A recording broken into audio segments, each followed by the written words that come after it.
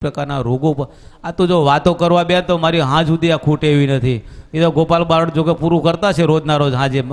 પણ અમારા જે આ શાસ્ત્રીજી મહારાજ જે કંઈ તમને આજે 5 દિવસથી આજે અને આજે પૂર્ણાવતીનો દિવસ અને જે કંઈ તમને સમજાવ્યા છે અને જે વિશ્વકર્મા ભગવાનનું જે પુરાણ છે બહુ સરળ અને સારી રીતે, નહીં તો આ બધું સંસ્કૃતમાં છે. વિદ્યાવતામ ભાગવતે પરીક્ષા, વિદ્વાનોની પરીક્ષા સંસ્કૃતમાં થાય છે.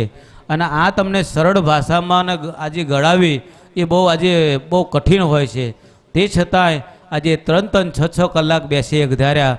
અને એક કહેવાય છે કે એક શબ્દ બહાર પડવો હોય ને તો અંદરના ભાગમાં 72,000 સ્નાયુઓ છે.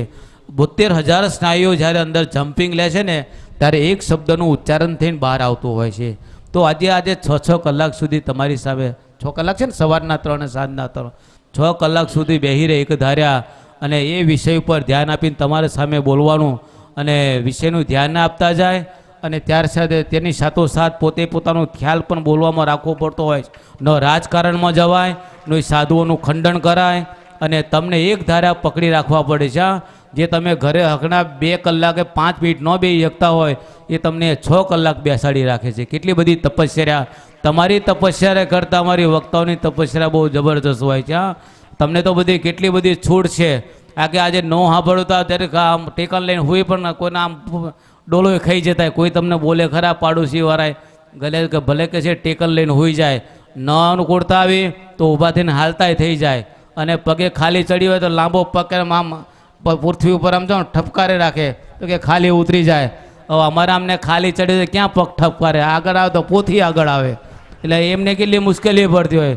બધું ધ્યાન રાખીને તમારી સમક્ષ આજે આ એક સરળ ભાષામાં અને સમજાવીને જો આપણી જીવનમાં ન ઉતરીએ તો આમની કથા કરી બધી આજે નિરર્થક જાય.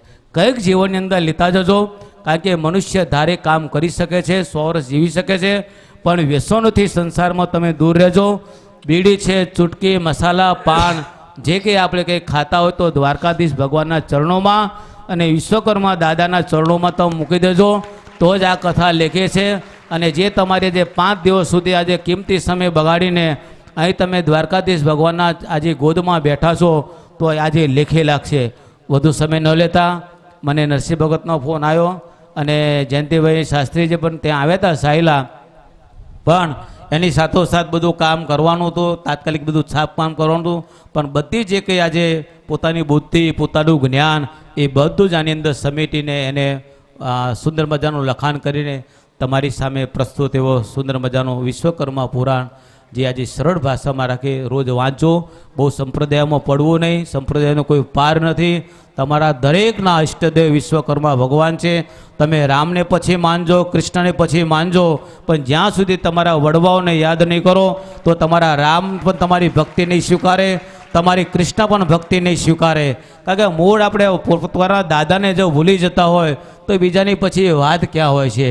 તો પહેલાંના જમાના તો આપણે બહુ બધા સરસ અને સરળ ભાષાની અંદર આપણે સૌ આજે આપણે શ્રદ્ધાથી આગળ વધી રહ્યા. આજે લોકશાહી છે, વિજ્ઞાન યુગની અંદર આપણે કરતાં આપણા છોકરાઓ આપણા ધર્મને, સંપ્રદાયને, દાદાને ભૂલી ન જાય એ માટે તમે બધા ખાસ ધ્યાન રાખો. ખૂબ ભણાવવાની ના નહીં, પણ પોતે કુસંગીની અંદર આજે સંગ લાગી ન જાય, વ્યસનો આજે વ્યસનોની અંદર ગળી ન જાય એનું પણ આપણે ખાસ ધ્યાન દેવાનું. કારણ કે આજે વિજ્ઞાન યુગ છે. આજે ભણતર ખૂબ વધતું ગયું છે, મોબાઈલોનો યુગ આવી ગયો છે. અને પહેલાં તો બોલે ને તોય પાપ લાગે એટલે આ ઘરડાઓ બધા બીતા પાપથી અને ભગવાનથી પણ ડરતા. પણ અત્યારે તો ડરવાની કંઈ વાત છે. ભગવાનને વેચી ખાય અને અમને વેચી ખાય નવા ચેલાઓ થયા છે.